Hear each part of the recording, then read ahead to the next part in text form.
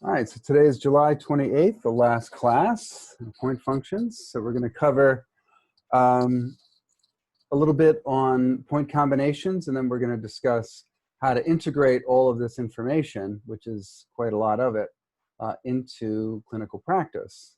Oh, there's Vivian. Great. Okay. Any questions before we begin?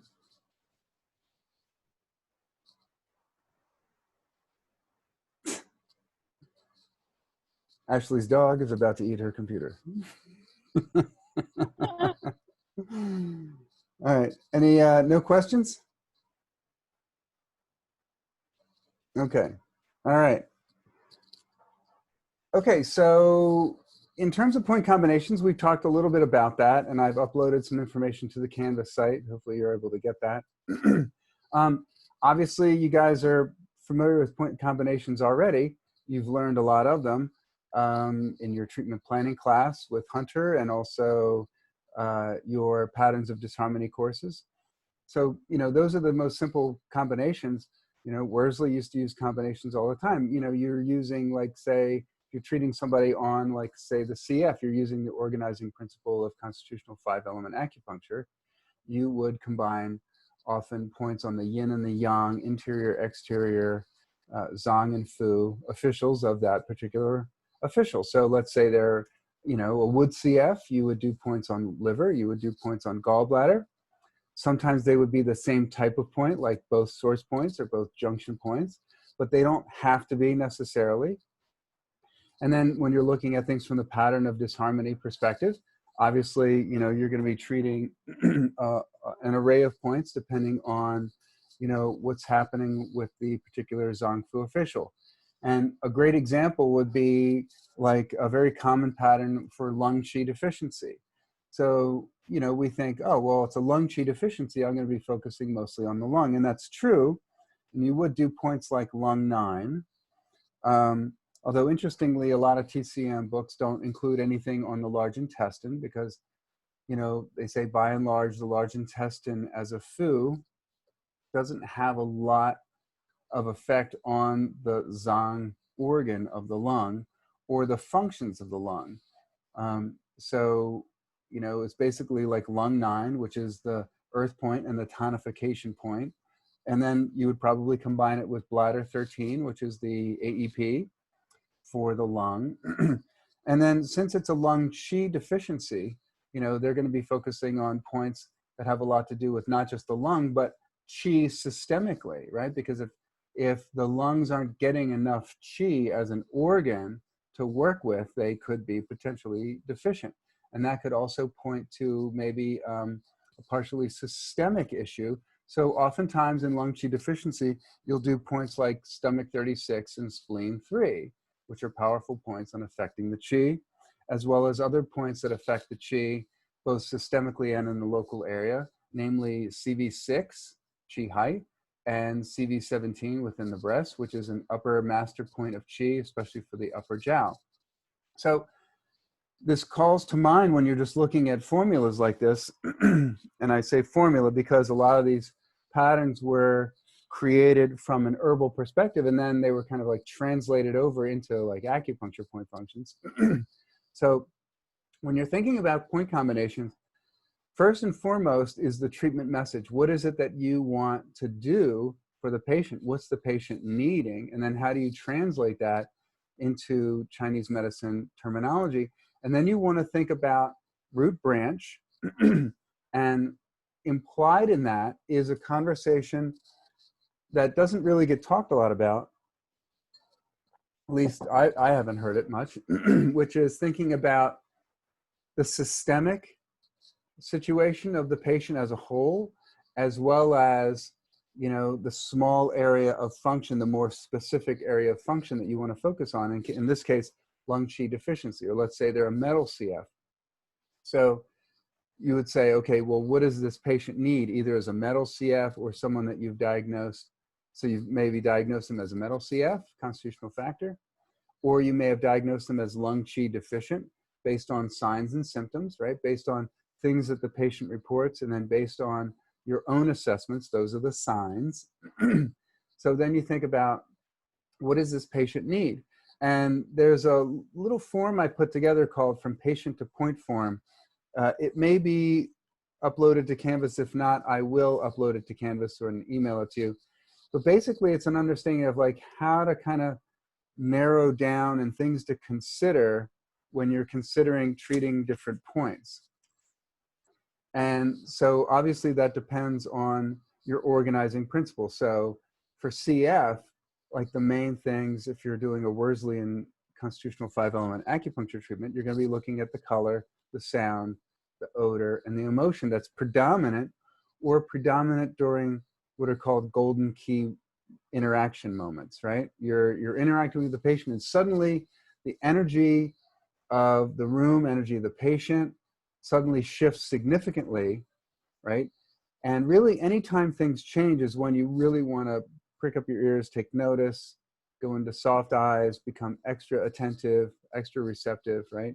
And so maybe you've noticed that the CSOE during those moments, or the predominance of CSOE that doesn't seem appropriate, is going to be like is going to be the signs that are leading to your diagnosis of CF. Or based on signs and symptoms of the 8 principles, right? Is it predominantly yin or yang, interior, exterior, hot or cold, full or empty, excess or deficient, as well as looking at the functions of the different Zong Fu organs, right? And their correspondences, which include obviously the substances, right? Different organs have an effect on different substances, right? So you're going to be looking at, again, signs and symptoms according to the 8 principles. And then you're going to be looking at the organ, what's happening with the organ itself. And when we say organ, what's going on with the substances that it has domain over. So in this case, the lung is predominantly over the qi and the fluids. So then you're going to be looking for signs and symptoms that according to the fluids, according to the qi, right?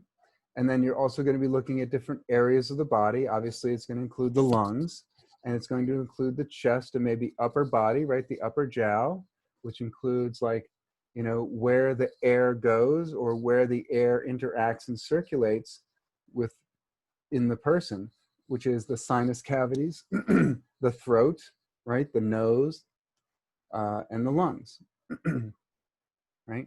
So you're going to be looking at, the organ in terms of the substances that it works with, the areas of the body, different aspects of functions, right? And then also look at things in terms of what particular external or internal pathogenic factors have an effect on this particular Zong or Fu. So we know that the emotion grief and sadness have an effect on the lungs. So you'd be looking at signs and symptoms around that, right? And different functions, right, which like helps to disperse and descend the qi, has to do with like the creation and transformation of the fluids, right? Dispersal of the fluids. So these are going to be things that you're going to be thinking about when you're integrating this information into a treatment, right? So just to recap, based on your organizing principle, you're going to either be using the CSOE to diagnose or signs and symptoms.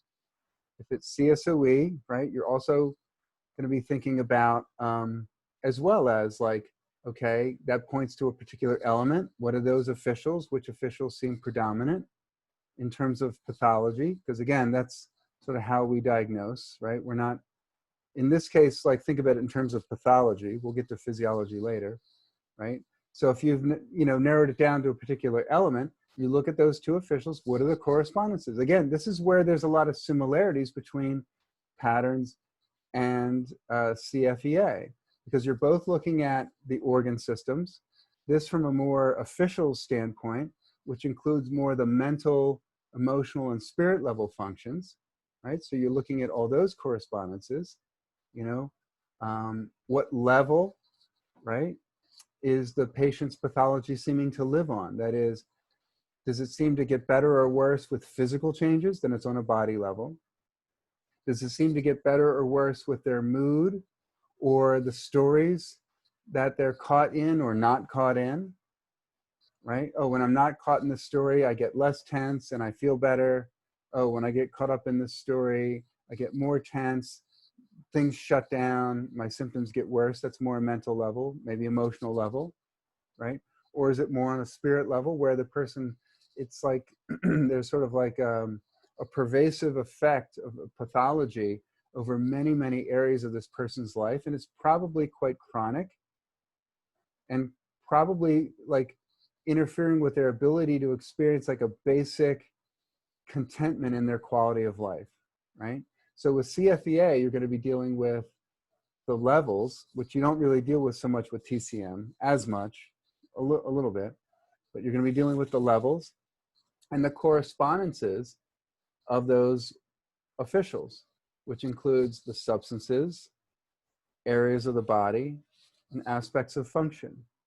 And that's a similarity that it has on TCM. So you're going to be looking at you're going to be using your diagnosis in terms of the 8 principles, in terms of looking at Zhang Fu functions, right?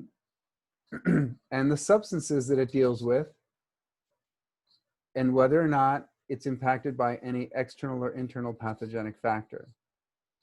And that gives you a sense of like basically what the patient needs, right? So this is like the digital aspects of things. You know, the patient's needing something, right? And then you look at root branch. So that's the next step, right? So you've got your diagnosis, you're seeing what the patient needs, and then you look at root branch in terms of etiology.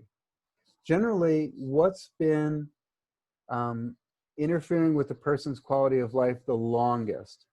What signs and symptoms seem to have persisted? And you may not know signs because you may have only known them for a short time, but what symptoms have been around the longest?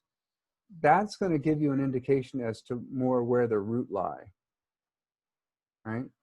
So if somebody's had like, you know, childhood asthma, and then it kind of got better, and then now they're having like just like wheezing and coughing, but you know, now they get vertigo, now they get like fatigue, now they get like a lot of tiredness, and maybe they get like chronic like sinus infections, right? So you could look at the sinus infections and say, oh yeah, we got to deal with this and the dizziness, but you know, you have to look back at the root. Oh yeah, right, this all started with like potentially a weakening of the lung organ, right? So you're looking at root branch in terms of historical etiology, right? Chronicity, what's a person had for the long period of time, okay? So another aspect of root branch is systemic and local. So if you look at a lot of the patterns of disharmony, not all, but if you look at a lot of the patterns of disharmony, you'll see points that are included that help deal specifically with the organ and or the substance and or the pathogenic factor that's harassing that organ. But you'll also see points that deal with the whole systemic aspects of like the conditions of qi or blood, right? So like they'll do points like, you know, like we mentioned with lung qi deficiency, stomach 36 and spleen 3, which are very strong qi stimulators, right? CV6, CV17, very powerful points for affecting the qi of the whole system, not just the lung organ. So if the whole system has access to qi, then that's going to make its way to the lung. That helps the lung do its job as well. Does this make sense? So you're kind of going through like this step-by-step process. You know, if you're doing patterns or CFEA. CFEA, what's the predominant CSOE? What's the level that you feel is predominant that you want to treat most on? And then with patterns, it's more like, what's the 8 principle diagnosis? And then look at the specific aspects of the organ system that might be affected. And that you're going to kind of get clued in on based on the signs and the symptoms as well as the pulse. That's going to narrow your things down, because you're going to look at certain, because you're not going to know ahead of time, oh yeah, it's obviously the liver, right? You're going to, your patient's going to give you this blah of like all these symptoms, and you're going to experience all these signs. You're going to look at their tongue, you're going to feel their pulses, you're going to palpate the jowl, you're going to palpate the channels, you're going to have all this information. And then you're going to be like, well, like, what organ system do I start treating first in terms of a pattern? Well, look at what's interfering most with the patient's quality of life, and what are the correspondences? Like, does that imply a chi issue? Does it imply a blood issue? Or it might affect a certain area of the body, right? Or a certain jowl based on the pulse, right? Upper jowl, middle jowl, lower jowl. And then that's going to lead you or direct you towards more of like suspecting one or two organ systems. And then you look at the correspondences of those organ systems and see which aspects of functions that those organ systems have domain over, and which one seems to be impaired the most. And that's where you want to start. Okay? All right. Bridget, is your daughter auditing? I don't have her on my sheet. She's actually not my daughter. Oh, okay. But she does look like me, I think. She's family for sure. She's okay. learning. Yeah. Hi. All right, very nice. So that's how you kind of narrow things down. And the thing is, it's not like you have to have it all figured out ahead of time or like in the first go. Like, you're basically going to treat, and then the results of your treatment are going to confirm your diagnosis. And if things don't get much better after a couple, 3 treatments, then you say, okay, I need to reevaluate. Maybe, there's these overlapping functions between these 2 organ systems. Or maybe, what's turning up now is after like 2 or 3 treatments, I'm noticing this quality or sensation on the pulse more than I did before. Oh, let's shift things. Maybe instead of working on the lung, I work on the heart, right? Okay. So, this is the way to kind of work through it. So what's the level? If you're working with CFEA, what's the level? What's the predominant CSOE? And then what does the patient need based on those levels, right? So if you're working with the body level, you're going to be looking predominantly at the substances and predominantly the chi. If you're working with the body level, you're going to be working more with the substances, predominantly with the chi. You may even be looking at the way the chi moves through the channels. So you want to look at exit-entry blocks. You want to look at the akabanis.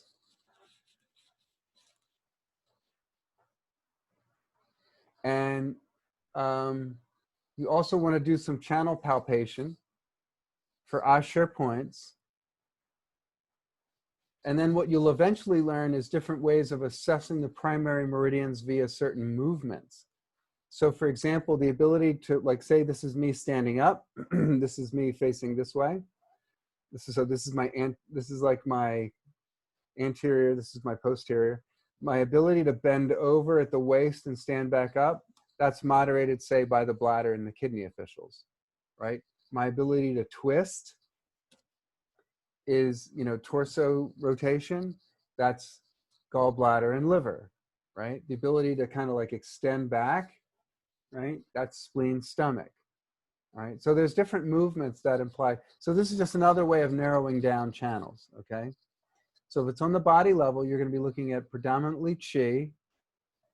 You're going to be looking at how the chi moves through the channels. And you're also going to be looking at whether or not there's an external pathogenic factor. Right? Again, it's not just chi. It could be blood, could be body fluids, right? Could even be essence, although essence usually shows up as a secondary issue. Right? So you're going to be looking at the substances, predominantly chi, somewhat blood, somewhat body fluids. All right? And then you're going to be looking at the way the chi moves through the channels. Right? And therefore, if you're looking also at the body level, as well as even like not just the body level, one of the things you're going to be looking at in terms of figuring out the patient's need is there a directionality to the symptoms? You know, is there a vector for the symptoms? Is there acid reflux? Is there coughing, right? Say bringing up lung qi deficiency. Maybe the person has a chronic cough, right? So lung qi should descend, and coughing is rebellious lung qi, right? So looking at the directionality of qi, the directionality of the symptoms, which doesn't necessarily have to be just on a physical level. Person might have an anxiety attack and they feel suddenly like qi rising up, or things just affecting mostly the upper body. The chest starts to get tight. They feel palpitations, right? Maybe they get dizzy, right? Depression, you know, they feel their bodies sink. They feel heavy. They feel fatigued. They feel kind of pulled down, right? So what's the directionality? And then, you know,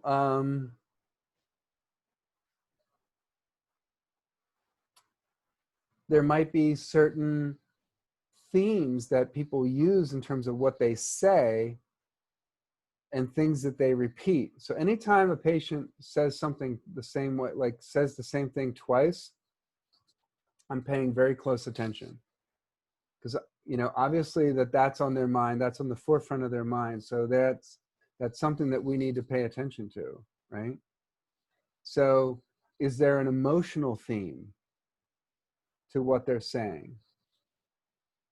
Is it expressing something about how they're relating to themselves or some phenomena outside themselves? And that gives you a sense of what their story is, right? So let's say lung qi deficient patient comes in and, well, you're not sure if it's like a lung qi deficiency or like the heart qi is, you know, if it's like a heart qi deficiency predominantly or a lung qi deficiency, right?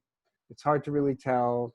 You know, their answers are not really clear about the chronology of their symptoms.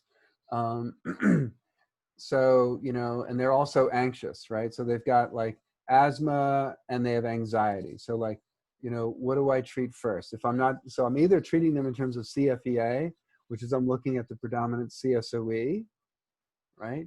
And what level they're on, right? And let's say I detect that they're a fire CF, and I'm not sure if they're 5 and 6 or 1 and 2, but again, if they're 5 and 6, is there something about them that resonates a lot in terms of the way they present themselves, say, that resonates also with the wood? Because 5 and 8 are paired up via Jui Yin, and 6 and 7, you know, triple heater and gallbladder are paired up via Shaoyang.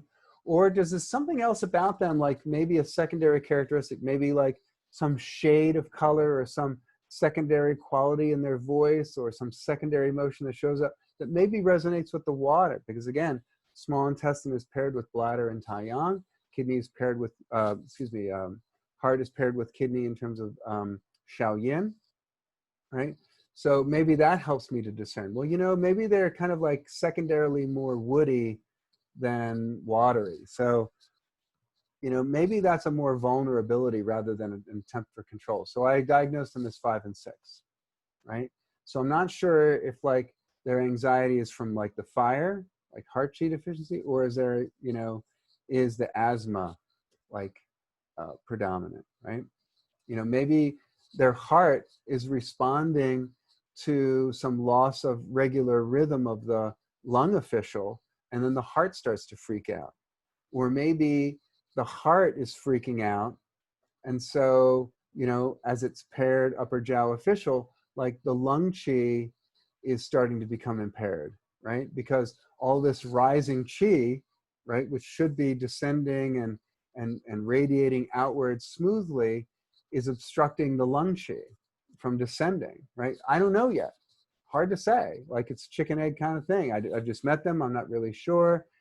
Their discussion about the etiology, what came first, they're not really clear, which is like 50% of patients. They like, I don't know, That's just what you just encounter, right? So, okay, now what do you do?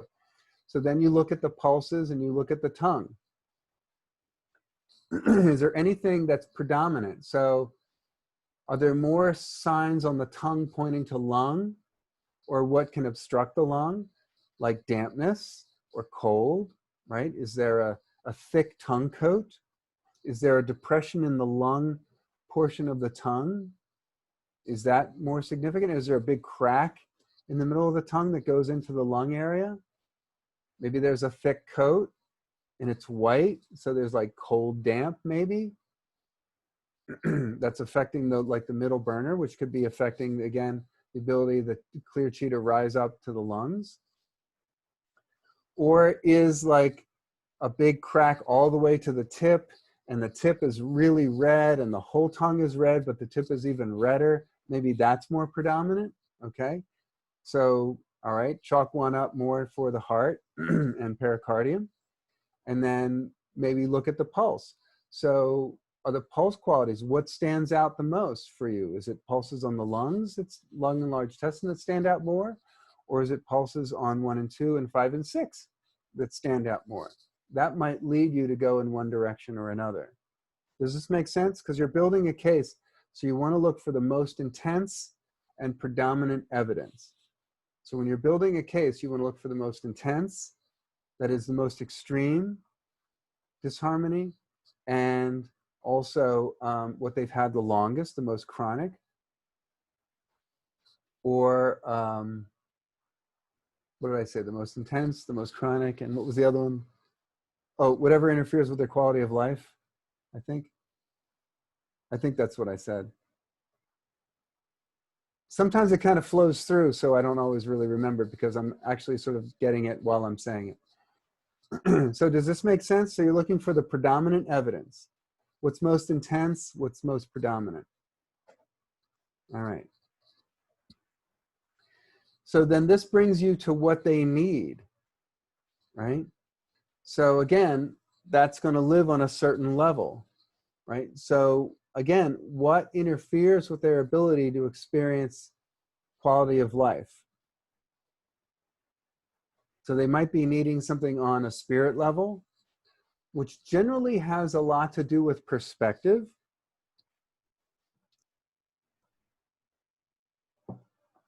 And then over time, these stories on a mental emotional level are become more and more established in the way they experience and perceive life. Right? So unless somebody experienced something like kind of shocking,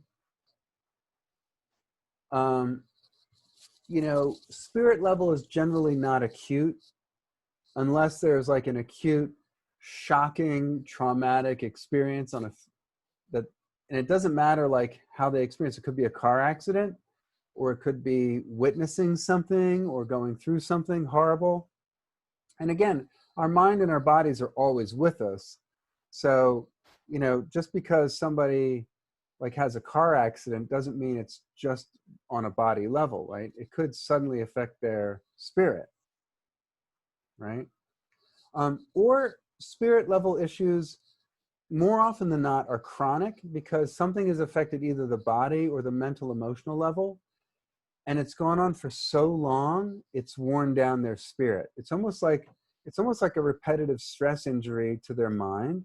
They get so caught in these stories because they keep experiencing these similar situations over and over and over and over and over again, that it just kind of like wears them down.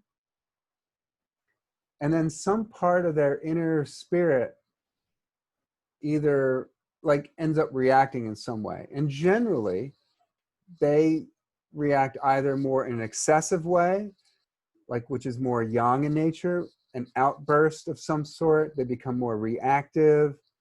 Their reactions are more outward focused. Bursts of anger and frustration, like intense proclamations of fear. They might get aggressive and hostile, right? They might get like into a lot of like intense conflicts. right? Where something goes out, or they get like these manic episodes, right? Or they become more yin. They become more resigned. They go into collapse. They go into the retreat into their own mind. You know, the people that you see like on the street where they're just kind of like certain homeless people that have been homeless for so long that it's affected their mind, or they've had some kind of mental illness which led to them being homeless, unfortunately. And you see them kind of like muttering to themselves, and they're sort of looking at you, but they're saying things that are incoherent. You know, I think about like a good friend of mine, like occasionally she would have these, she was schizophrenic, so she would have these episodes. Oh, thank you very much. And, you know, she would call me on the phone suddenly, and she'd be like talking at me, but it wouldn't really make any sense. And there was no listening. Like I'd say things back, and she would just keep repeating, you know, the same thing over and over and over again. And there was really no like communicating. Like she just literally wasn't there. And then eventually just have to like hang up, and I'd have to call her sister. But so people like that, where they kind of like go in, right? And they're kind of like unreachable to some degree. They're living more in internal lives, right? So that's generally what happens with the spirit. There's either some kind of sudden, intense shock, or there's something that's been going on for a long time. Where they experience life in a similar way that's upsetting to them, where they create these stories that establish themselves so deeply ingrained in their being that now it affects not just one area of their life, but many areas of their life. Does this make sense? So, you know, what's the theme of that? So this is where like really just being like sort of going soft and receptive and just being present, you know, to the emotions that you experience in your body, to hearing how what they say kind of washes over you, right? What are they explicitly asking for? What are they implicitly asking for? So they may be asking for things directly, and then they may be asking for things indirectly.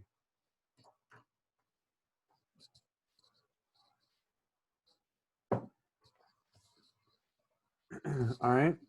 So those kinds of things are not just on the mental, emotional level and spirit level, but they're also on the physical level. So people coming in with like intense back pain, right? That gets better or worse with the weather.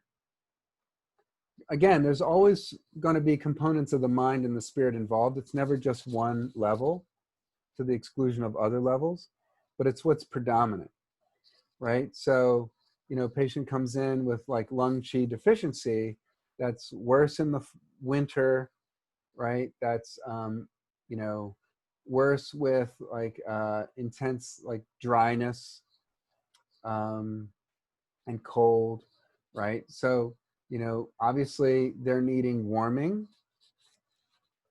right? So, you know, your treatment principles are going to use verbs that reflect some quality of need, right? So this is going to be the thing, you know, all the treatment planning words you're using, like warming, raising, descending, calming, right? Moving. What else?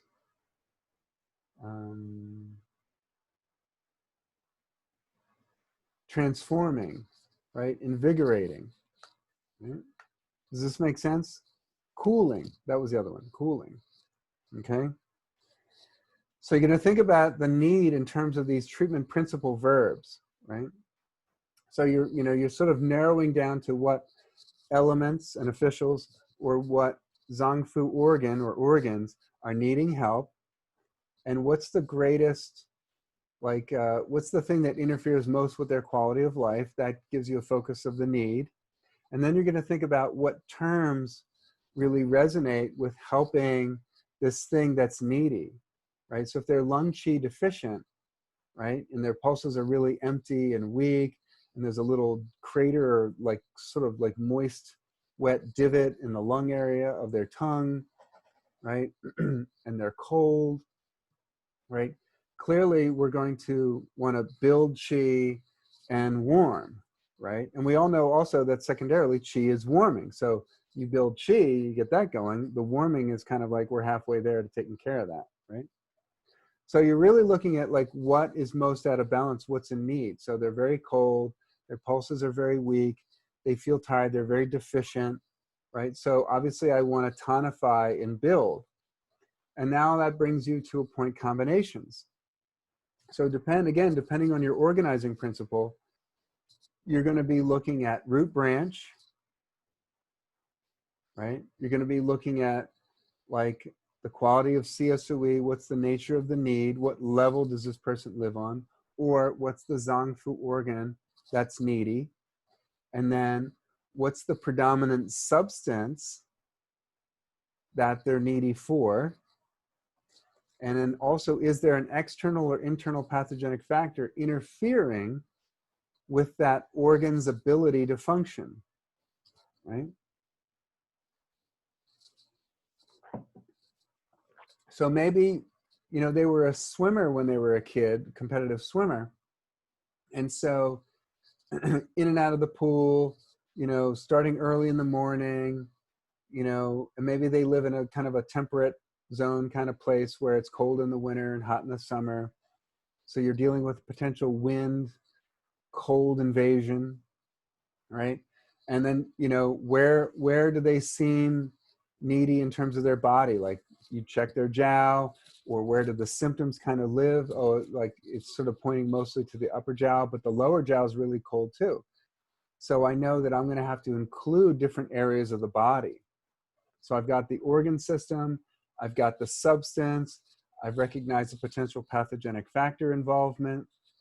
Now I've got an area of the body, right? So how do I fold these things in? So the way I look at it is like sort of like a dartboard. I'm assuming everyone here has seen a dartboard. Is there anyone here who's never seen a dartboard? I just want to be sure because you never know, right? So, you know, what's my bullseye? What's the first ring out? What's the second ring out? What's the third ring out? These are like my treatment principles. They're primary, secondary, tertiary, quadrary, right? So what are the treatment principles? So what's the most thing out of balance? So it's like lung qi deficiency aggravated by wind cold, right? Affecting the lungs and the chest and a cold lower jowl, right? So I know that I'm going to have to like affect the qi of the lungs. I'm going to have to deal with the qi as it moves through the upper jowl. And I'm also going to have to warm the lower jowl, right? Why would I have to warm the lower jowl if like this person has a lot of coughing and they have a cold lower jowl? Why would I think about warming the lower jowl? Like, why would I care? Like, yeah, it'll warm up eventually. Like we'll get to that. Don't worry about it. Whatever. It'll work out. I'll just focus on the upper jowl. Why would I want to focus on the lower jowl too?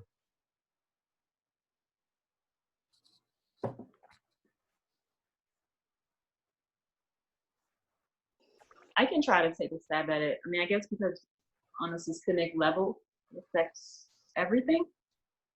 Yes. So what's the it that it affects everything? Qi. Yes. So what are the primary creators of qi? Because you're onto something. And yes, we do want to create balance because there needs to be balance between above and below. Yes. So what organs are in the lower jowl?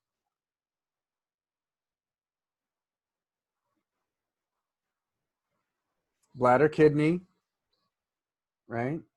Large intestine, small intestine. We're not so worried about the small intestine, large intestine here. So we're thinking mostly about the lungs' relationship with the kidney. If the kidneys are not grasping the qi, there may be cough, right?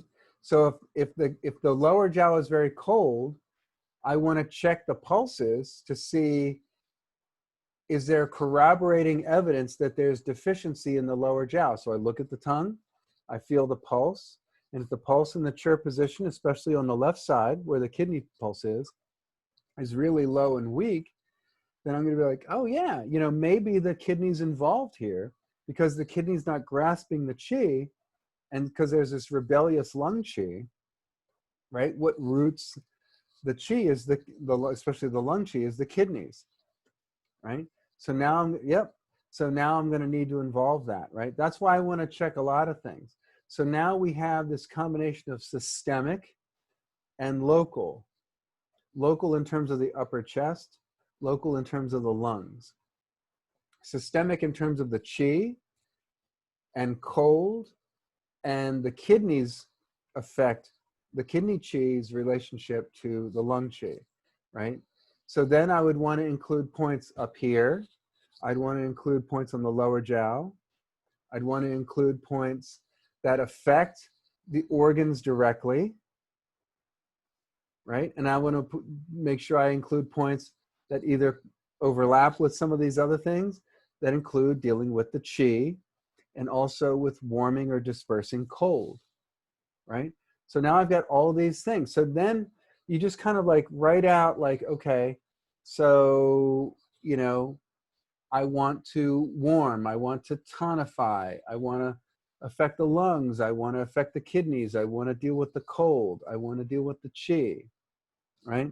So now you're starting to narrow things down, right? I want to affect the upper jiao, I want to affect the lower jiao, right? So this is where you start looking at points that tend to, where I look first at, like what's the inner bullseye, which is what are the points that are going to support the primary organ that's out of balance? And then secondarily, what are some points that affect the organ that helps support that primary organ in doing its job? So I'm looking at the lungs, I'm looking at the kidneys. So what are some points that tonify the lungs?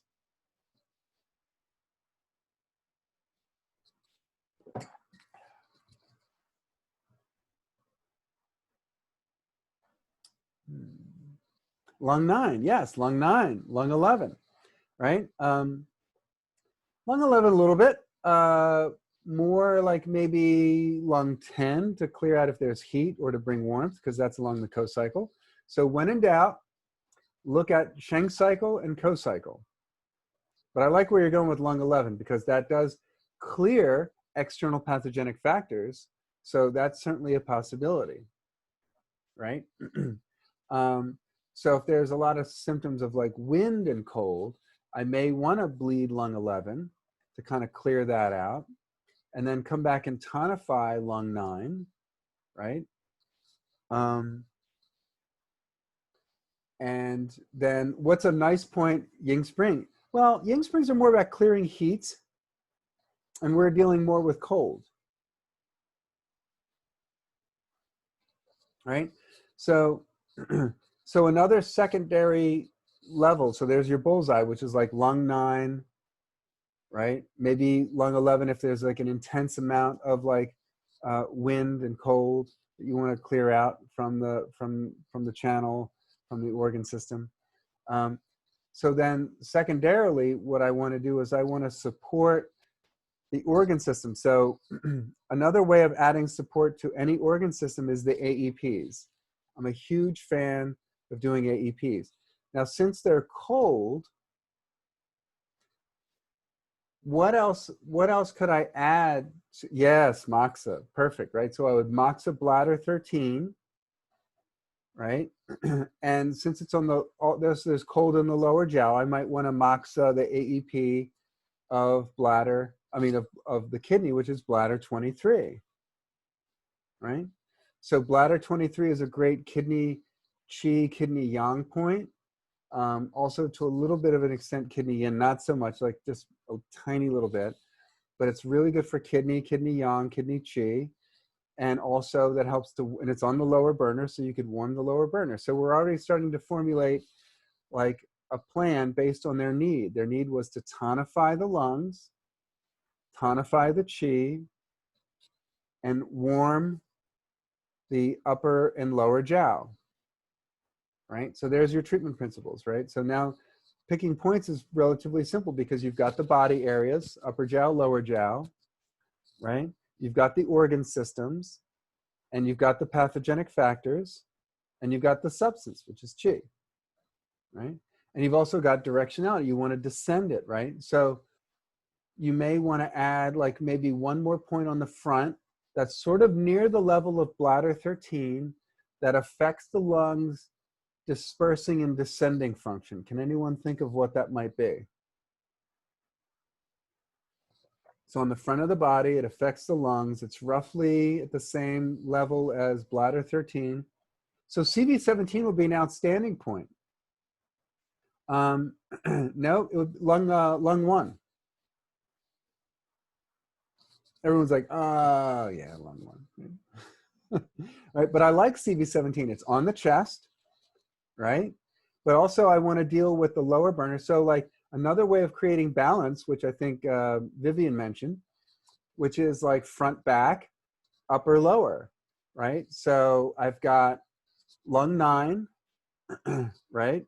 Maybe even a point on the lower extremity that helps deal with the relationship between the kidneys and lungs, which might be kidney 7.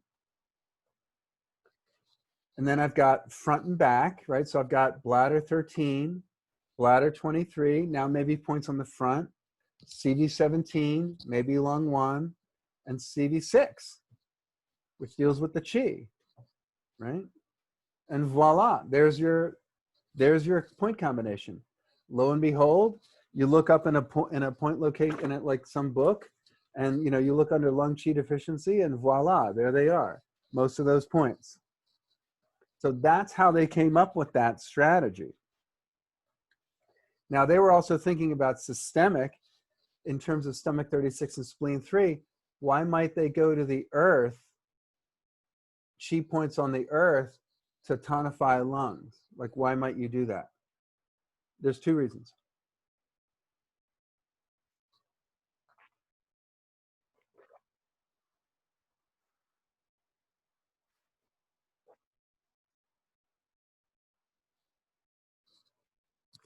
Nobody wants his stomach raises chi. It does raise chi because it does ascend the turbid. Yes, that's true. So it does bring some chi to the lungs. What else? Earth is the mother of metal. Earth is the mother of metal. Earth is the mother of metal. Yes, spleen chi does enable transformation. It doesn't really enable descending, but it does tonify the metal, which then helps the metal do their descending and dispersing functions. And the dispersing. So yes, Nydia, yes. So that's sort of like indirect, right? So this is an indirect way of like earth tonifies metal, which enables the lungs to do the descending and dispersing actions of the lungs. And then, because I would actually, the only minor refinement I would say is enables chi creation, right? Because there's not a lot of phlegm in the lungs, right? So they don't need to, like fluid generally needs to be moved and transformed, like damp, phlegm, fluids, moved, transformed, right? With chi, it's like moved, created, right? Sent in a certain direction, right? So yes, you're definitely onto something. So earth is the mother of metal.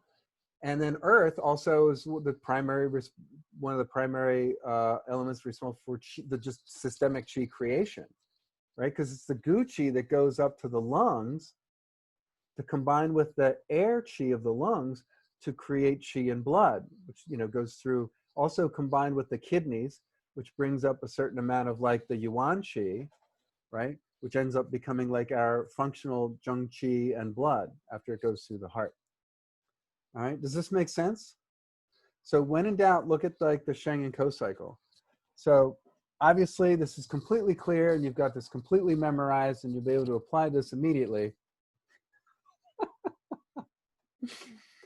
But just to recap, and then we'll take a very short, actually, let's just take a break and then we'll recap when we come back. We'll come back at 10 o'clock.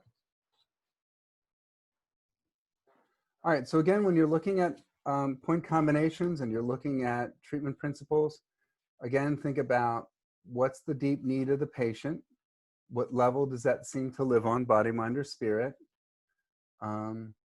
Again, what are the main organs or officials that seem to be most affected by virtue of the signs and symptoms and how they relate to the correspondences, right?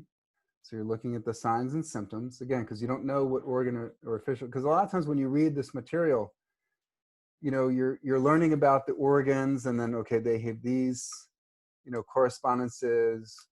But when you're with a patient, you're coming at it from a different direction. They're giving you a bunch of symptoms, you're seeing and perceiving a bunch of signs, and you're having to narrow that down. So you're going to have to learn the correspondences over time, which will come to you more and more as you use them more and more in your clinical experience, right? What you'll eventually be able to do is just recognize things much more quickly that you never imagined you would be able to do. Like inside of like just a couple of minutes, you'll have a very clear picture of what's happening with somebody based on their signs and symptoms, because you're able to put it together in your mind, because you'll have a better memory of it and knowing of it because you've used it more and more, right? So what's the level, what's the nature of the need, right? What's the medicine that they either are reaching for in terms of a coping mechanism, or what are they explicitly asking for, or what are they implicitly asking for in terms of what it sounds like they're needing but they're not getting or wanting. Then you're looking at the directionality of the symptoms. What area, does it go up? Does it go down? Do things go out? Do things go in? Are they collapsing? Are they flying out? Right? And then what areas of the body are affected? And you're looking at the correspondences of the organ systems or officials in terms of the substance, right? Or substances, the areas of the body or tissues that are affected, the areas of the body or the tissues affected, right? So what are the correspondences? The substances, the areas of the body or the tissues that are affected, some physiological process, some mental emotional process, right? How do I deal with grief? How do I deal with loss, right? How do I deal with being able to exhale, right? Those are all the same things. They just resonate at a different density, at a different level, right? Also, is it acute or chronic, right? If it's chronic, it's going to be affecting, other officials, other organ systems, right? And then what are some of the external or internal pathogenic factors that may or may not be involved based on the nature of the signs and symptoms, right? So you don't have to necessarily identify, the original wind-cold invasion. Just are the symptoms, signs and symptoms wind-like, the signs and symptoms cold-like? And of course, the main one is, do they have an aversion to wind, an aversion to cold? Do they feel better, when the seasons or weather doesn't change, when it's pretty steady for a while? Do they feel better when it's warm? Do they feel better with the application of heat? Things like this, right? And then, another way of looking at how to use the points is, okay, now that you've got a sense of what their need is, right?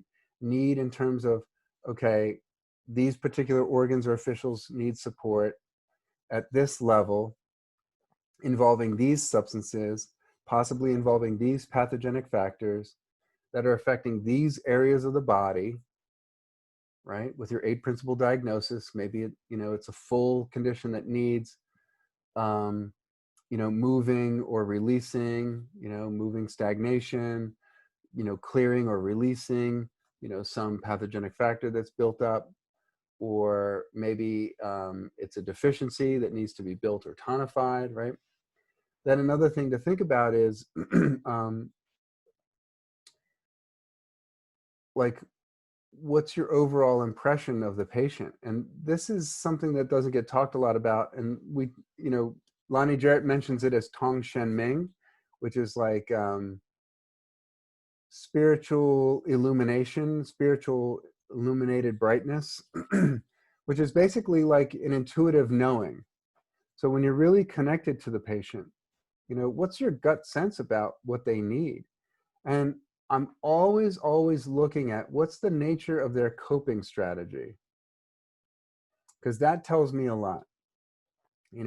If they're turning to a certain type of alcohol, or a certain type of experience. It doesn't have to be a pathological coping strategy. It could be somewhat good, but they're doing it reflexively, not by design. They're doing it out of reaction, right? So, what's the nature of their coping strategy? That's their medicine. So like every medicine, like a herbal formula, has a thermal nature, right? It has a directionality to it, right? It affects a certain part of the body. There's a certain quality of movement associated to it, right? It has a thermal nature. It has a quality of movement to it, right? It affects a certain part of the body. It lends someone a certain type of experience, right? And then obviously, are they qi deficient? Are they deficient? Are they excess? Are they yin or yang, hot, cold, all that, interior, exterior. So after you've got that, you can start looking at points in combination. And so again, think about root branch. And I'm a big fan of combining them. So very briefly, there's different schools of thought about this, and I don't really adhere to any one particular school of thought. It's really, again, like what is creating the biggest problem, what's creating the biggest obstacle to a patient's quality of life. And that might be based on the root, it might be based on the branch that you've identified, right? So the branch are the more acute symptoms, the more recent symptoms. They're often the most external, often, not always.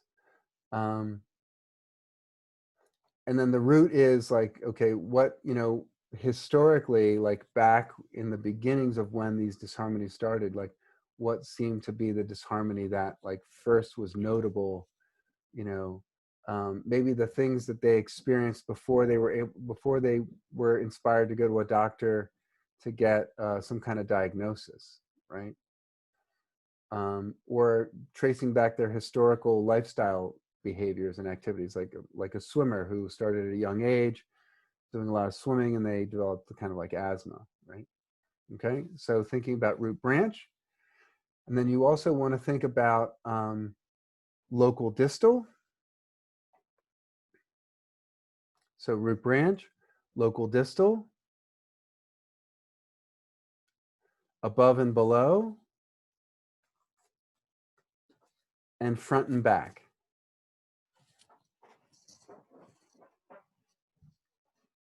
So these are some of the main themes that I look at in terms of designing a really well-balanced treatment. I'm not saying every treatment needs to have a combination of all of these things, but I would say more often than not, when you can create some kind of balance between above and below and front and back and interior and exterior and yin and yang, and yin and yang, again, if you're treating somebody as a wood CF and you're doing points on liver and gallbladder, you're bringing to account interior, exterior, yin and yang, right? So that's creating balance at that level, right? That more often than not, you're going to get it's going to sort of like be absorbed by the body, maybe received by the body, integrated by the body, I think at a deeper level. Again, I don't want you to be a slave to a particular concept, like, oh, time said you have to have this. But I'm saying it's something to really keep in mind when you're looking at the functions of the points, right? So I want to talk briefly about the functions of the points within a point combination. So again, like we talked about in the very first and maybe even the second class, looking at the different categories of the points to have an understanding of how to meet the patient's need. So if they need, like, thinking about directionality, do they need raising or descending, right? Do they need, clearing or integrating, right? Or receiving, right? Tonifying or dispersing. Think about the categories of the points. So one of the categories of points is the element points, right? There's the elemental virtues, and the virtues that those imply. Like, so earth has a lot of virtues of nourishing, supporting, stabilizing, centering, grounding, right? But earth also, in its very nature, has a lot to do with moderating transitions, right? How do we find our stability and balance in a world that's constantly in motion, right? Both through time and space. We have to have a balanced relationship between center and periphery, giving and receiving, offering and taking, right? Delivering and ingesting. And so, you know, all the other themes that come with that. The earth is about like chi creation, right? Nourishing, supporting. Right? So thinking about also, so in addition to the elemental natures, thinking about the point categories in terms of the antique points. Is it a Jing Well, Ying Spring, Shu Stream, Jing River, right? He Sea Point, right? So thinking about the point categories in terms of the antique points. You know, the nature of the movement of qi that's engendered by those points. It helps with directionality. It helps with external pathogenic factors. It helps to some degree with some substances, particularly qi, blood, and fluids. To some degree, shen, right? To some degree, jing, right? So the Jingwell point affects the shen secondarily by clearing out external pathogenic factors that are harassing, right?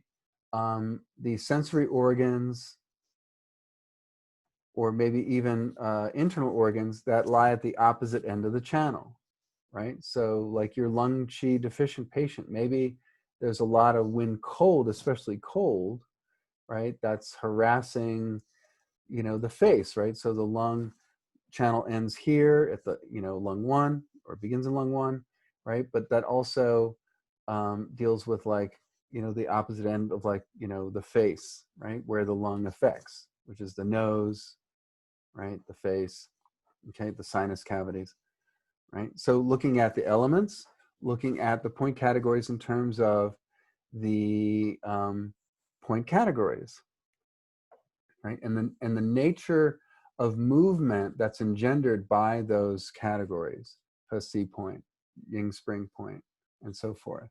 Does that make sense?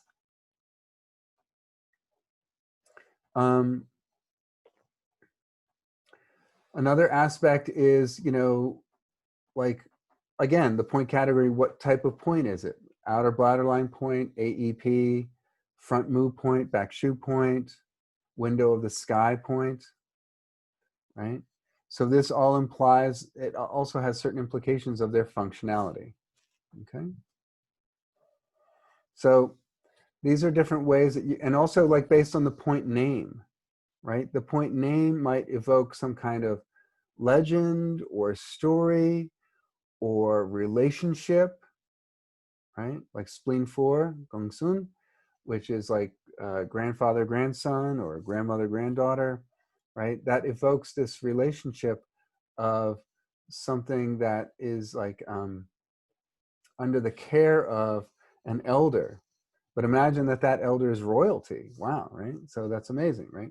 So, you know, something about the name of the point, Kunlun Mountain, right? It's the fire point on the bladder channel, but Kunlun Mountain has a lot to do with courage, right? The ability to climb the Kunlun Mountain of your life to achieve your destiny, right? That takes courage. That takes fire in the belly. You can't have a cold lower jiao and persevere in life, right? You have to warm that baby up, right? That's where your power is from, right? You don't want to like a cold engine, right? You got to have a warm engine, not too hot though, right? Because then things go wrong, right? Machine breaks down, our life breaks down. We get too manic, right? Right? So again, thinking about those point categories, right? Any questions about that? and then we'll go over some point combinations that are kind of interesting, right? So it's easy to think about the points as sort of like these, lack of a better term. I came across this term I thought was perfect. Like it's called a monad. So mono means one. So like monad, dyads are pair, triads are, groups of three. So, it's not like anybody here cook? Any of you all cook? Right? So if you, by the way, there's some, they're doing some work on the outside of our house. Are you hearing that? That's why I got my earphones in. Okay. All right. So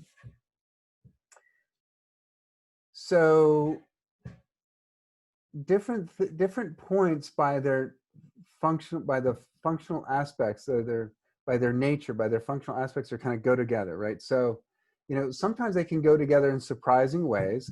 Like, for example, I remember the first time, this was like back, I think in like maybe the late 80s, early 90s, this Afghan restaurant opened up in Baltimore City called the Helmand, right? It's been around for like, I don't know, like 30 years now. But when it opened up, it was like a really big deal. And they had this like pumpkin appetizer, which was like sort of like roasted and stewed pumpkins mixed with yogurt and brown sugar. And I was like, that's kind of weird, you know what I mean? Like, you go to some like restaurant where they like combine flavors that you never really would have considered doing, but they end up being really delicious, and points are kind of like that. Herbs are like that. But there's some that like definitely go together and some like don't. So you're going to learn over time like what kind of resonate together and what don't, and some may be very surprising. But I want you to think about them more as just like a unique, okay, like a bunch of boxes in your treatment principles that you want to check. Like, okay, I want to warm, I want to move, I want to build, right? And so, a lot of times when I'm in the student clinic, one of the big mistakes that I see students make is they look at like, these treatment principles as like boxes to check, and I'm going to insert like, okay, this point for this and that point for that and this point for this and this point for that, but they're not really thinking about like how they all go together, right? Like I like brown sugar and I like yogurt, and I like pumpkin and I like asparagus, and I like sriracha sauce, and I like lemons, what I mean? But like, but like not all these things and I like dill pickles, but not all these things are like going to go together. You know what I mean? Like, so you have to really start to like take like okay, you've got all your points that you're thinking about doing. Then you kind of want to look back and say, okay, like if this were all a treatment message, can they all fit in that center circle, or maybe the second circle, right? Or maybe, within the third circle. And then you can do different sets of points. Like maybe you do your bullseye points first, and then your supporting second circle points like AEPs, maybe front move points like second, and then maybe like your CF points third, right? So I want you to start thinking about the points not just as like these individual monads that check a box, but I want you to think about how they all go together in terms of what's the directionality of chi, what's the nature of function, right? How do they affect the substances? What's the vector of movement? What's the area of the body, right?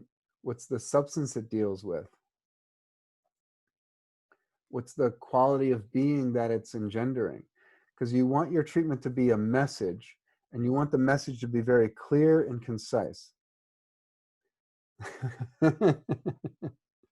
Yes, I like that sauce.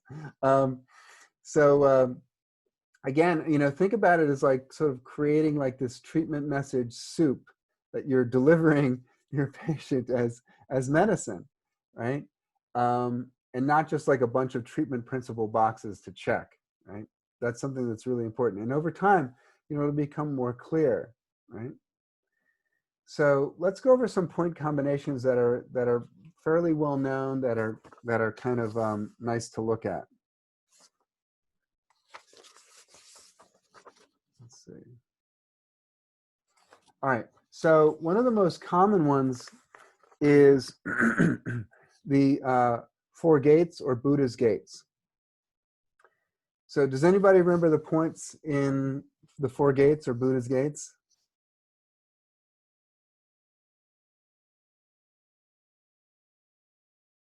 Liver 3? No. Oh, I'm sorry. Yes, liver 3 is part of them. Sorry. Liver 3, yes. I'm sorry. Yes, liver 3 and large intestine 4. Thank you. Yes, so liver 3, large intestine 4. So I placed on the I did some research and I posted this on Canvas, so that document is up there. So this combination first appeared in a Song Dynasty text, Ode to Elucidate Mysteries. They were pretty full of themselves back then. So basically, you have to understand at the time, like really before like the 1800s, the main problem most people were dealing with was poor nutrition and exposure. So they had crappy food, often unclean water, and lousy sanitation and exposure, right? So, and when I say lousy sanitation, they're exposed to a lot of parasites, pathogens, right? They fertilize their field with night soil, which is human waste, or the dung of their animals. Yes, I know, it's pretty nasty. And there's a lot of things that live in dung and feces that don't agree well with the human digestive tract.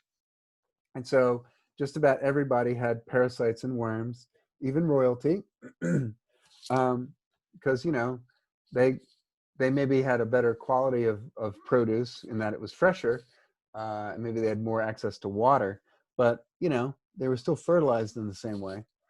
So what you dealt with mostly was deficiencies of nutrition, which then also weakened your Wei Qi, which then led you to be more prone to invasion from exposure, because unless you were pretty well off, you had a drafty house that was pretty susceptible to incursions of dampness, wind, cold, and heat.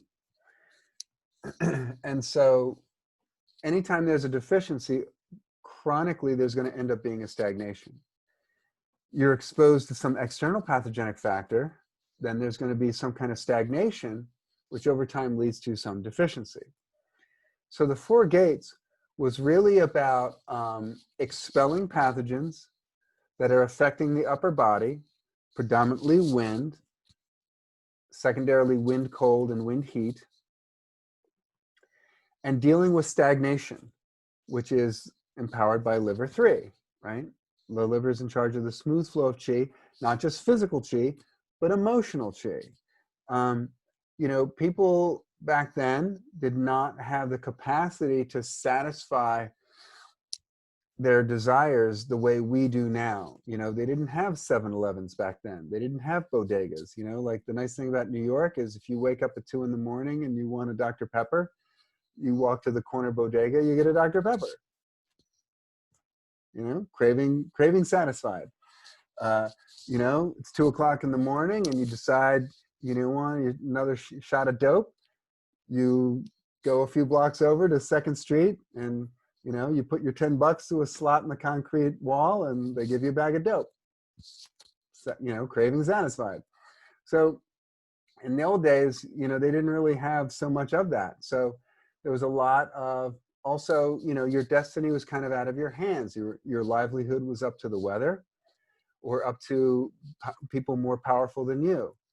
Sound familiar? So, to an extent, we ought to deal with this. So stagnation, we get emotional experiences, we get emotional upsets. And back then there was an inability of processing it. They couldn't go online and connect to Schedulicity and you know, schedule an appointment with their acupuncturist or their yoga therapist or their psychotherapist. You know, they just had to like suck it up and deal with it. And so there was a lot of emotional, physical stagnation combined with external pathogenic invasion, crappy shelter, crappy food, parasites. So you got deficiencies and stasis. And so this was said to help move the stuck chi that's either from pathogenic factors, external or internal, as well as move the stuck chi that comes from deficiencies, as well as clearing any pathogenic factors that are stagnating and taxing the chi, right? So this was a really nice point to deal, because also it deals with above and below, right? So, you know, you've got points of the upper extremity, lower extremity, right? So you can read a little bit more about that. There's like 3 or 4 paragraphs in the what do you call it? The canvas, okay? All right. So anytime there's stagnation, there's pain, either emotional pain or physical pain. So this was a really commonly used point combination because it deals with above and below. It deals with deficiency, stagnation. It deals with external pathogenic factors, internal pathogenic factors. It deals with the smooth flow of qi, right? And then also they're both source points. So now you're dealing with the yuan source point, right, as well. And these are either like the shoestring points or the point just after the shoestring point, which are very powerful points for moving things through the channels, right? And so I thought it was also interesting that in this spiritual text, this Buddhist spiritual text called the Yoga Vasistha, I'm sure I'm not pronouncing it right, it says there's 4 gates to freedom and enlightenment, and those are tranquility, contentment, good company, and inquiry. So this kind of takes care of the first 2, right? Tranquility and contentment. So this is a nice combination. So, you know, a long time ago, dealing with a lot of like women with menstrual disorders, I came up with kind of like an alternate 4 gates. I'm sure I'm not the first person in the history of acupuncture to come up with this by any stretch of the imagination, so I'm not taking any credit. I'm just saying, in the moment, I had a spontaneous sort of idea to combine liver 3 and pericardium 6, right?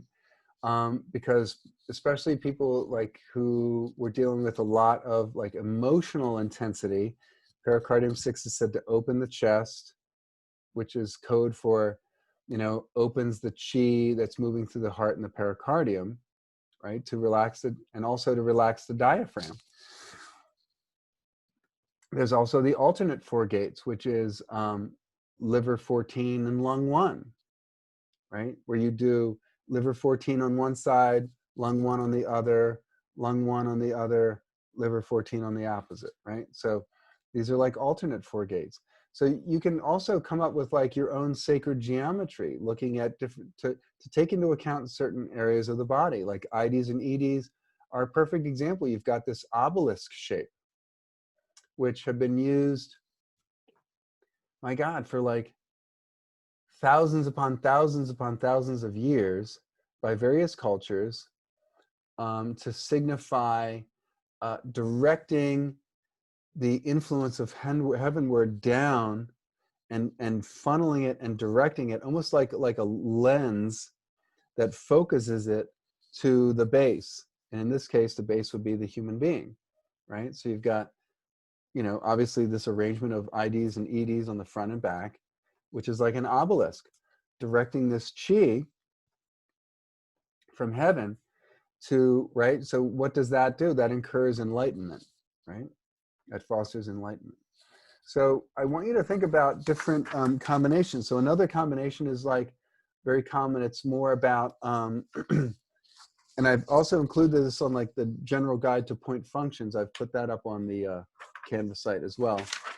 You know, another one is like the C's, the 4 C's. You've got like the C of Chi, which is stomach 9, bladder 10, CV 17, right? Which is a little bit of like a triangle, right? Pointed down. So you're directing like this heavenly chi down. Or similarly, you could do CV17 first, then stomach 9, then bladder 10 to like move it up, like to empower clearing the head, right? Raising the chi, which is yang, up into the head, right? To stimulate, to invigorate the sense organs, right? So you're dealing with stomach 9, bladder 10, CV17, or C of nourishment, stomach 30, stomach 36, right? Which is basically a square. And you're dealing with the earth, which is symbolized by a square, right? Even though we're living on a sphere, the square is like solid, it's stable, it won't roll, right? It provides like strength and through its stability, right? So you've got stomach 30, stomach 36. So you're combining these points, moving like, so when is the C of nourishment often needed? When there's a lot of weakness and severe fatigue, right? So you're tonifying stomach 36, you're tonifying stomach 30, which are like really involved with the creation of chi and the movement of chi through the body, right? Same with the sea of blood or the sea of marrow, right? So these are combinations that are used, some more in terms of their structure or shape, that's the geometric shape that's created, some in terms of a quality of function, right? So sea of marrow, depending on your different tradition, could be CV15, CV16, CV19, and GV15, GV16, GV19, GV20. There's other combinations which include GV16, 17, 19, and 20, right? And so these are in line up the GV where? They're starting at the base of the head. So it's like beginning where the spinal cord meets the brain and vice versa, like bringing this chi up into the brain, right? Which is the seat of marrow, right? Professor Time, Yes. that 4 gates document is not among the other documents you're discussing here on Canvas. It So I should don't be know if you in, think you put it and you didn't, or is it somewhere it should where be in in the Canvas? notes, like, there? Or what is it called? it's page 4 of a bunch of notes, Well, maybe point called combinations, class 13. Point combination. That's it right there. Tara's holding it. It's the last page. It's not a separate document. It's like the last page of, I think, like class 13 notes, point combinations. Okay, thank you. Did you find it? I'll get it. I have that doc. I'll look through it. Okay. Yeah, it should Thanks. be on the last page. Should be on the last Okay. page. Yeah, sorry, I didn't mean to confuse you guys. So another combination is called guest host. This is on page 3 of those notes. So this is where you're helping to tonify a deficient meridian by tonifying the source point and dispersing the low point on its yin-yang pair. So that might be tonifying large intestine 4 and dispersing lung 7, right? So this might be the lung is deficient, and you may say, well, why would you disperse the low point?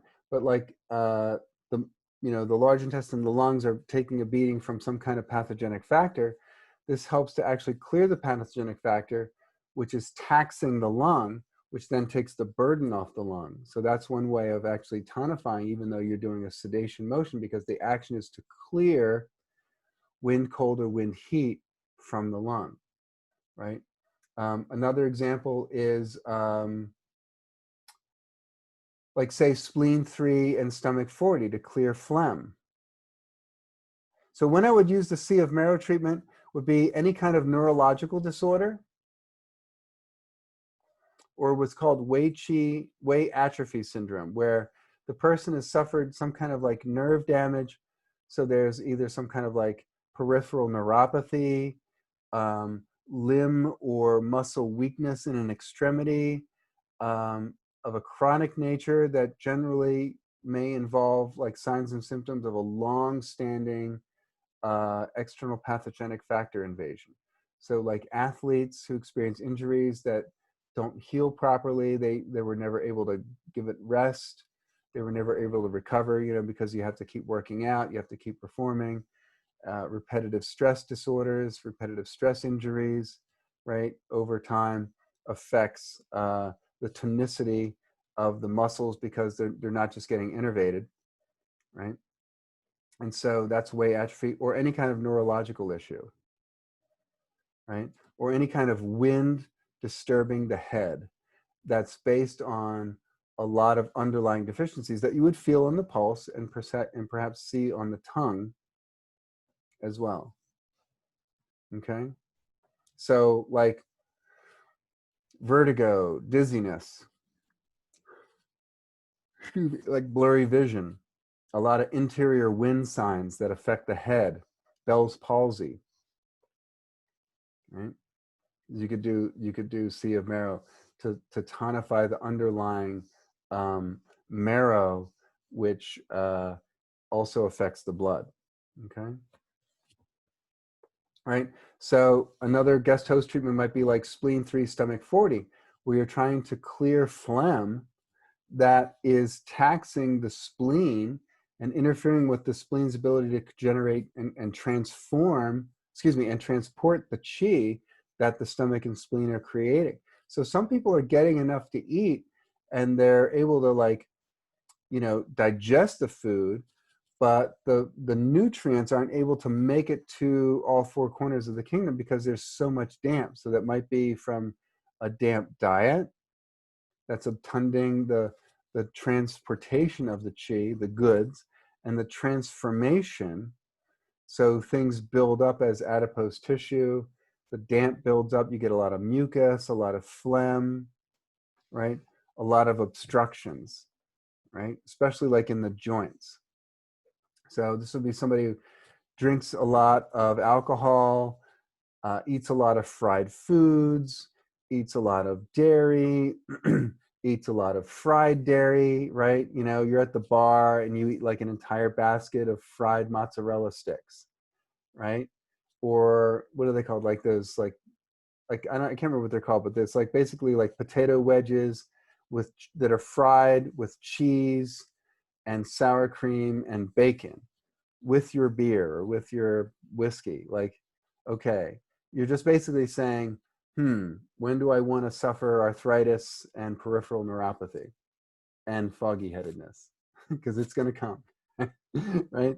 So, that would be a good combination, right? The dampness is obtunding the spleen's ability to transform and transport the goods of the chi, right? So spleen 3, source, stomach 40, like stomach low, okay? So guest host treatments are really great combinations, which you can also do for CFs, people like you're treating on a CF level that are dealing with a lot of external pathogenic factor like signs and symptoms, right? So guest host treatments are great. Lonnie Jarrett has an interesting way of talking about guest host treatments on a mental emotional level. Like, where do you want to direct the mind's attention? So maybe somebody is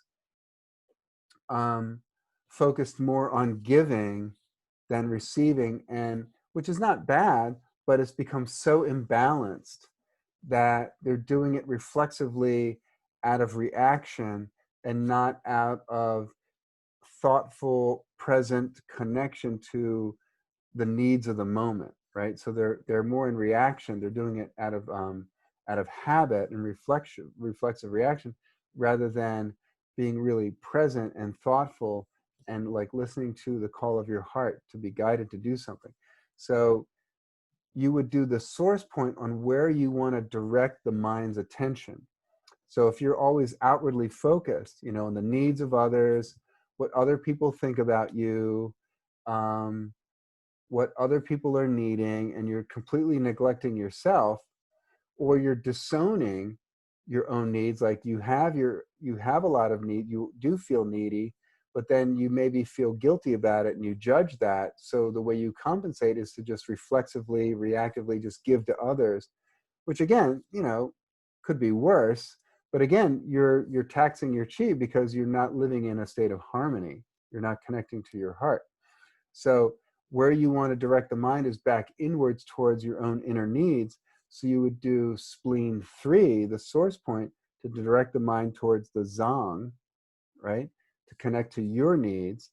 And then you would do the junction point on the stomach, again, from taking the chi that's directed exteriorly, moving that through its connection with the spleen, right? Because it's a low point, directing it inwards, guiding it to the source point of the spleen.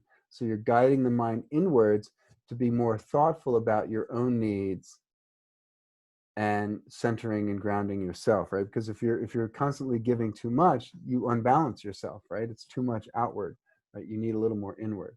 Does this make sense? You would do spleen 3 to guide the mind inwards, and stomach 40, right? Similarly, if like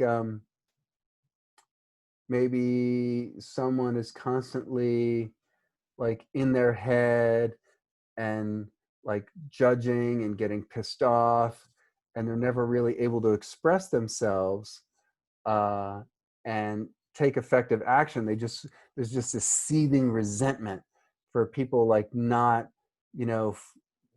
moving around them in life that satisfies their plans, right? So all this like pent up stasis of chi and blood and emotion, and you're just like fuming and you're like stuffing your anger, and that just kind of explodes out from time to time.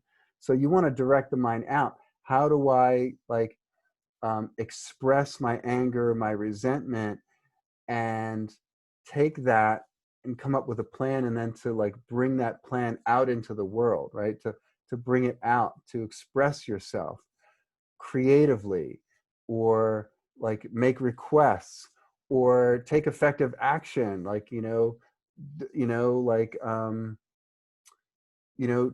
generate like a boycott or a campaign to raise awareness, and maybe contact legislatures of your local area to like right this wrong that you're like fuming about, right?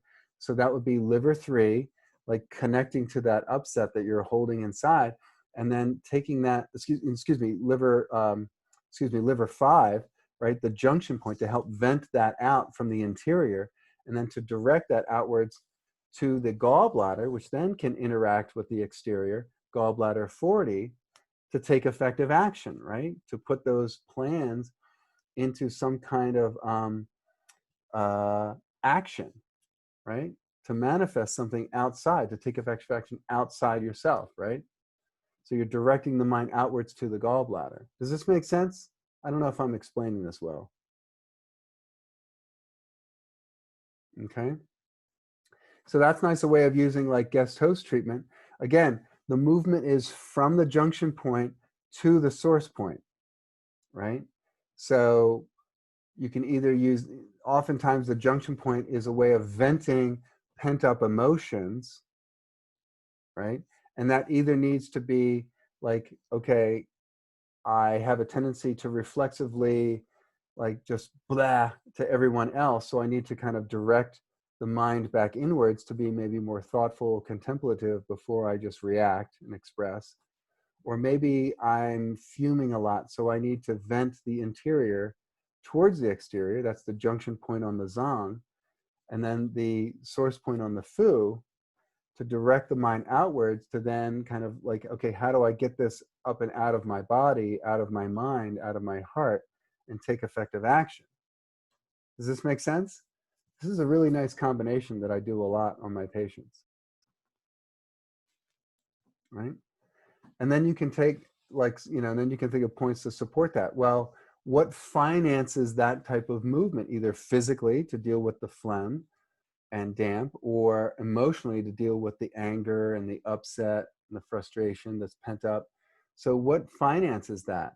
So in one case, dealing with the dampness, that's chi, right? I need chi to do that. So I might need chi supporting points systemically or for those organ systems, right? So I might do CV6, or I might look at where's the damp accumulating and do points that have a lot to do with chi movement, right? Chi transformation, and do those points.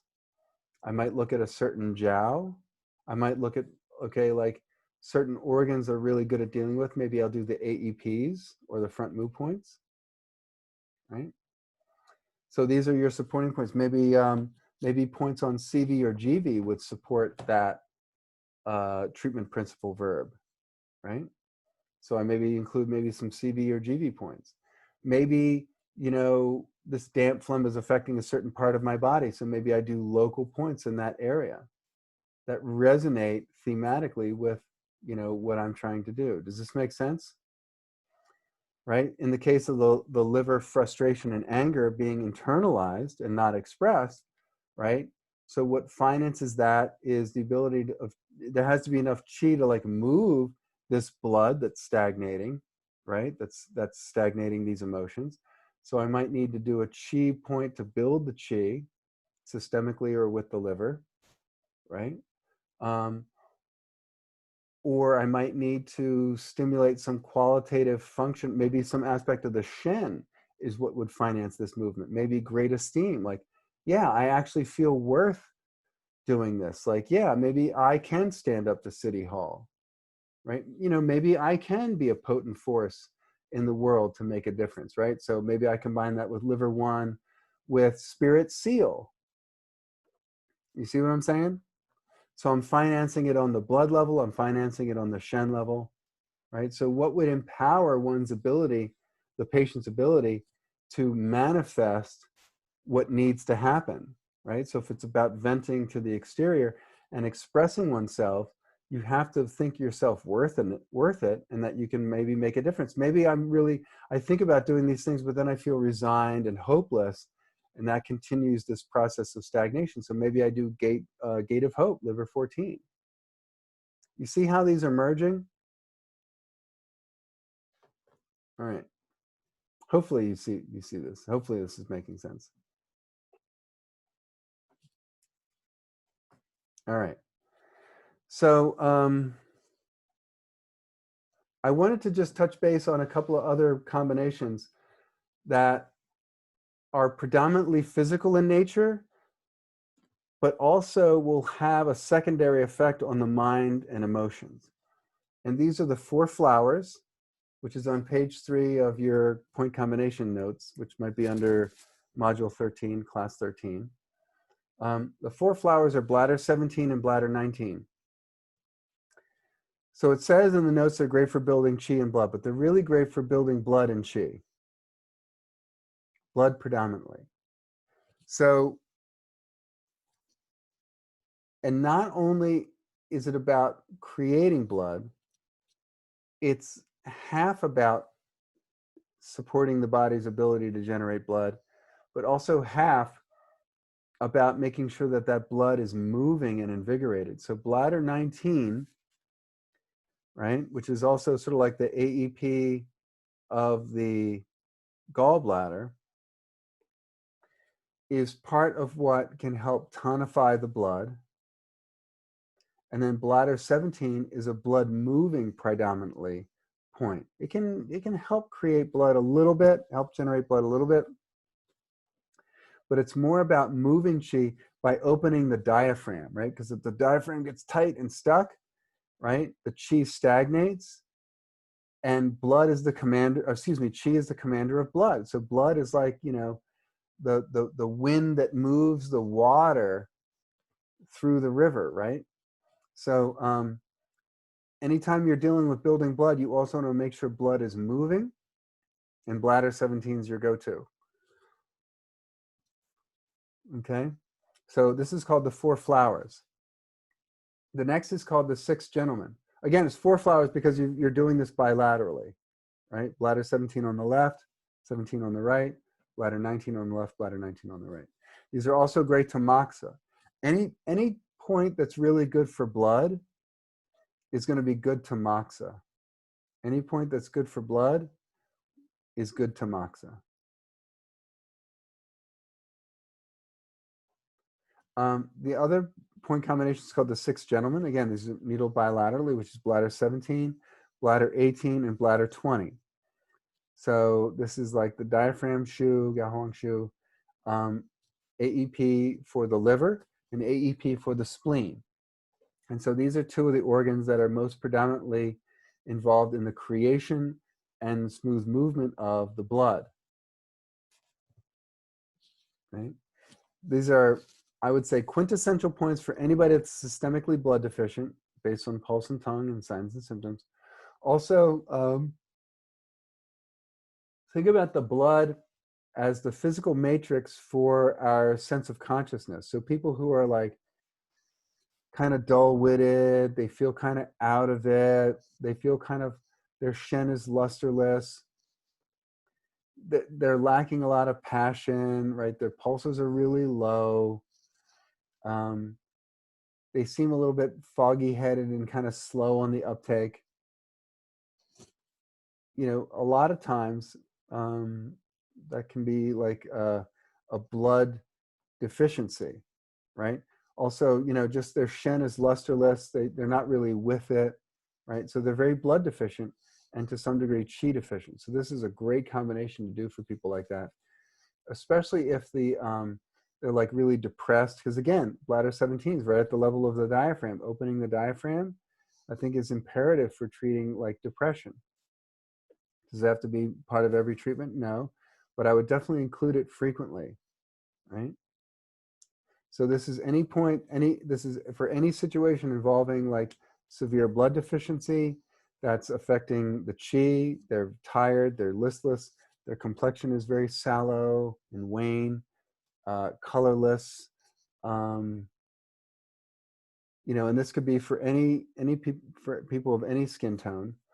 And their eyes just seem kind of like dull and out of it, maybe really tired.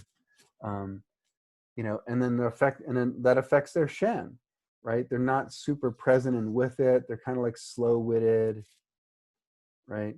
Hard to be optimistic. They're very pessimistic. Okay, so these all show up with blood deficiency at times. So this is a great combination. And then you can take it one step more, which is the 8 magnificence, which is bladder 17, 18, 19, and 20. So it's sort of like all of the other two combined, right? So it's very blood building, very blood nourishing, as well as blood moving. Right? Okay. All right. I've also uploaded this thing from Dr. Chu. I would ask that you not share it. It's called the point algorithms. Let me see if I have it here. All right. It's called point combination algorithms. Okay. So this is from Dr. Robert Chu. He's a Master Dung practitioner out in California, out in LA. Really interesting guy. I've studied with him a little bit. And he put together these combinations for a lot of physical symptomatology. I don't know if you can see it. So I have reorganized them in a way that's a little bit more accessible for you guys to read it. And so, you know, for example, like I have them based on the predominant combinations involving the Jing Well points with other points. Sorry, I yawn when I'm hungry. Then the Ying Spring points with their combinations, the Shoestring points, the Jing River, and the Hosi points with their combinations. Obviously, as we go on through the thing, that gets shorter and shorter because those combinations have been addressed in previous sections. So, for example, a combination that I do quite a bit is for people with like a lot of chronic joint problems and pain, especially involving some kind of pathogenic factor, is the shoestring point and the low junction point. Another common I do for like people with arthritis, not always, but is the shoestring point and the yuan source point, which sometimes is the same point. So this is for like weakness in the joints, arthritis that's like kind of chronic. They feel some kind of like heaviness in their body or the limbs, or heaviness or stiffness in their joints, particularly their extremities like their hands and their feet, right? So, you can look through these. You know, again, some of these are more like internal. For example, somebody with like a severe like bronchitis or chest infection, you know, like that's an extension of like a cold, and now they've got like really like thick yellow sputum, they're coughing a lot, they feel really hot, they have a fever, and this all started from a cold. Now they've got like some, maybe like some kind of bronchial infection, right? The Ying spring point and the Jing river point are a phenomenal combination, especially when you're bleeding the Jing well point. So I would bleed like lung 11, and then I would sedate, you know, the Ying spring point, in this case lung 10, you know, for a lot of like severe heat that's now harassing and established itself in the internal organ or the viscera of the organ, which would be like the lungs and the bronchial tubes, right? Maybe even like in the lower part of the esophagus, right? So bleeding the Jing river point, and bleeding the Ying spring point, really, really nice combination, right? So does this make sense? So there's different combinations. You can, you know, I don't want to spend a lot of time. I'm just saying this is like an example of how you can combine points based on the nature of functions in terms of their antique point distribution along the channel, right? He also includes G clef points as well, right? There's another one that I commonly do, which is the Jing well point and the G clef point, which when somebody they fell down, went boom, right? they've like sprained an ankle, right? Sprained a wrist, you know, the area is really hot, it's very inflamed, there's a lot of pain because there's a lot of swelling in the area, right? So this is nice to bleed the Jingwell point and bleed the G clef point to take a lot of pressure by venting out the external pathogenic factor.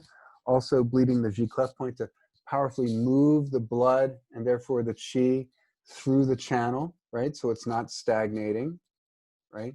And the G clef point will also help to move a lot of the fluids moving through the vascular areas, right? So there's broken blood vessels, right? Because they've injured themselves, so now there's a bruise and swelling, right? So bleeding the Jingwell point and the G clef point, really great for like acute injuries, right? Especially where it's like hot and inflamed and swollen, right? All right, does this make sense? So these are just things that you can like think about as a resource, okay? So instead of taking a break, I just want to kind of end it soon. First, are there any questions about any of this? I know I'm throwing a lot at you, but I wanted to give you a sort of a recap of like treatment planning in terms of looking at things in terms of the functions of the points and the different ways of looking at the points, right? And you can also see, if I haven't uploaded it, I will, the patient to point form, right? So I wanted to relook at like treatment planning in the context of looking at the different natures of and different categories of and ways of looking at the points in terms of their functionality.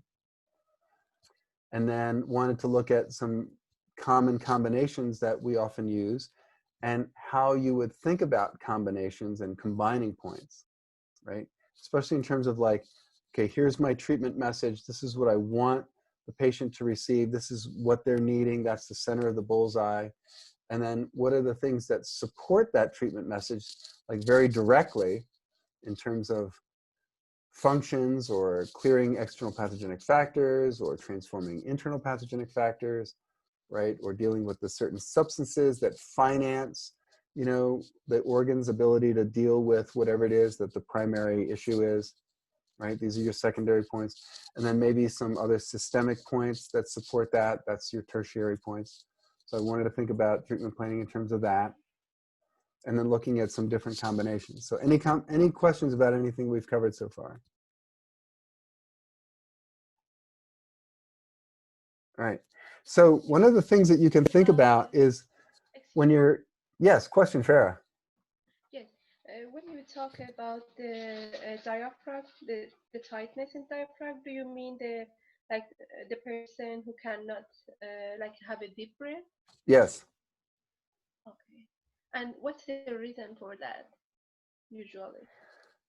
Well, there's no usual reason, except I would say usually now it's because people are under stress, so they're having a reaction, so they're no longer present.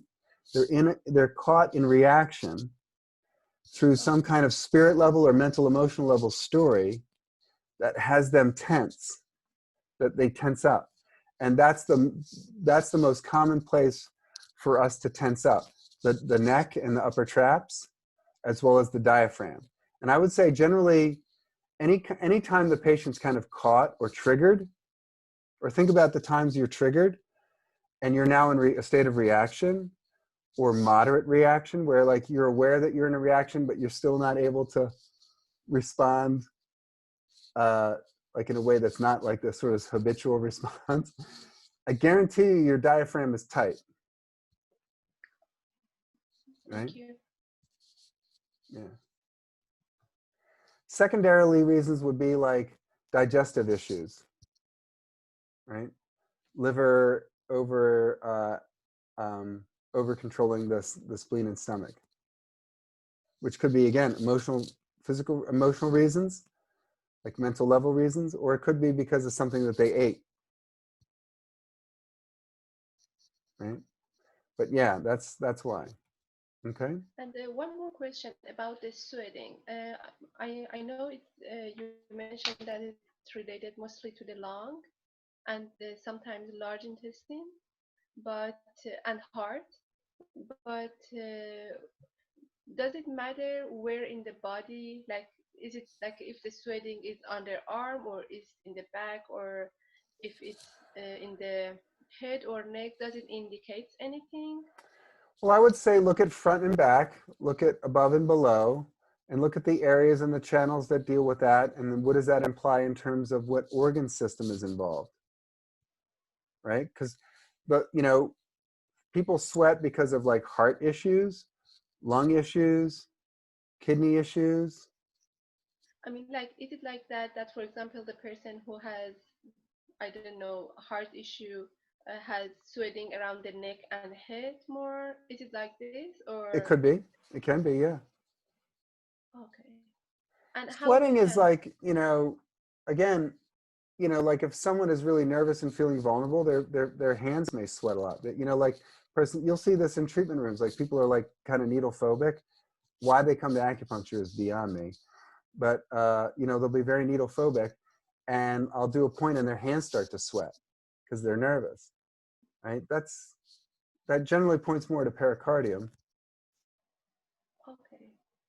And if it's like during the day or during the night, does it matter? Like, does it indicate anything special? Like the person who has, for last 2 months, for example, has sweating, like a regular sweating every night, and it's just around the neck and head. Mm-hmm. Does it indicate something coming from heart or from Well, I don't lungs? know. You have to investigate it. That's why you that's why you ask questions. You want to follow the string, right? What signs and symptoms point to this organ versus that organ? And then you take pulses and you look at the tongue. Okay, is the predominant pulse quality affecting this organ or that organ? Are there other correspondences that indicate this organ more than that organ? You'll never ever. I mean, I don't even like to diagnose IDs based on one point of phenomena. You know what I mean? Like I'm building a case, right? So like, I mean, anybody ever been pulled over for speeding and take it to court? Right? Did you have a reason for speeding? No? But clearly something was involved, right? Maybe you were keeping up with traffic and everybody was speeding. Or maybe you were in a hurry. Like, you just like had to get to, this point functions class on time because it's so important to you. You're like, I just don't want to miss a minute of it. Like, Your Honor, I just, he's such a compelling teacher. I can't bear to miss even a minute. Right? So no one's going to ever say that. But anyway, like you've got some reason, right? So when you're building your case in front of your judge, you don't want to say, well, like you could have like one seriously compelling reason. Okay, like my mom was in the car and I was worried about her like having a stroke, so I was going to the ER. Okay, great. So that's one compelling reason, right? But when you're building a case, you want to look at tongue, you want to look at pulse, you want to look at multiple other signs, you want to look at the symptoms. Where is it on the body? What channels go through that area of the body? What aspect of function is affected, and what organ system, is that under its domain, right? So sweating is under the domain of basically like 3 main organ systems. So then you want to look at, okay, are there corresponding signs and symptoms relating to the heart? Are there any relating to the lungs? Are there any relating to the kidneys? If there's none relating to the kidneys, you can rule that out, okay? And then you look at, well, when does it come on? Like, what makes it better? What makes it worse? What triggers it? What's going on? Oh, it's a mental emotional experience. Okay, well, what's the thought pattern, or what's the emotion? Okay, what organ system is that related to? Right? Oh, I'm excited. Oh, okay. Well, that's not anger, right? I mean, it's not fear. You see what I'm saying? So you can't just go by like one, well, is sweating this or that? I don't know. There's very few, oh yeah, I've diagnosed it based on this one piece of data. You got to follow the string. This is why I tell people, because some people are naturally curious and some of you are not. And, you need to be like at least 1 to 2 levels more curious than you normally are. Right? Does this make sense? Yes, thank you. Yeah. All right. All right. Any other questions? That was a good question, because that you brought up a really important point, Farah. Yeah. There's days where you're just going to see somebody in the reception area, never call it a waiting room, and you're gonna look at them, and you're gonna feel their presence, and you're gonna know what they need, and then the rest is just confirming it, right? And then some days you're gonna like take pulses. Yeah, I don't know. You're gonna ask more questions. Yeah, I'm kind of lost. You're gonna do some palpation. Yeah, I'm drawing a blank. So you have to keep investigating until something clicks. Yeah. All right. Okay, so I just wanted to take just a few minutes to do the course evaluations. When things are online, course evaluation participation like drops precipitously. In the old days, we handed out a form and you filled it out while I left the room, and then somebody gathered them all and then handed the envelope to me, and then I gave it to whoever we give it to. So I'm begging you, like I think you may have gotten also my email. Did you guys get my email? I'm begging you, not to assess the faculty in terms of our personality, because, we all have our likes and dislikes, but basically, if you're looking at the outcomes of the course, how would you look at, what I've done and the nature of what's presented and the information that's given to you in terms of the outcomes? And I would really love your feedback. And I know that there is a differential in terms of power. And I know that some of you may worry that if you put your name to some criticism of something that I've done or said, or how I've done it in the course, that I'm going to hold a grudge against you. I assure you that I won't. So if you bring up something that would be hey, this didn't work so well, I would like to see this kind of change. If you're willing to put your name to it, then I can have some kind of dialogue with you.